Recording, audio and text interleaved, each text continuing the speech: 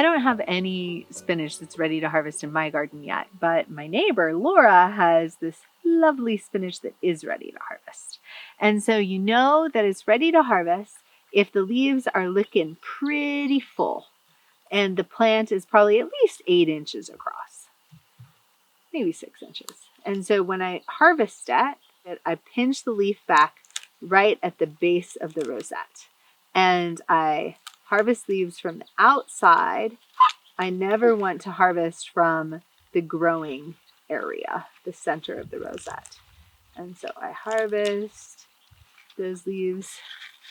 I could probably take one more. That's definitely a pretty heavy harvest on the spinach, but that'll grow back pretty well. And so that's how you harvest it when it has not started bolting.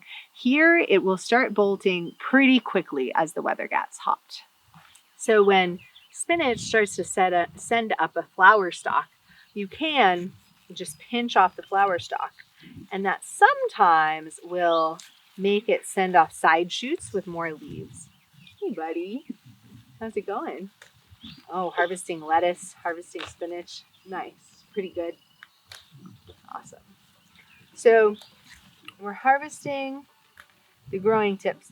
This is a little more successful of a technique. Oh yeah, the lettuce. Pretty good. So this is a little more successful of a technique if you catch it before the flower stalk actually shoots up. But this is great to eat, as well as forcing the spinach to make more leaves.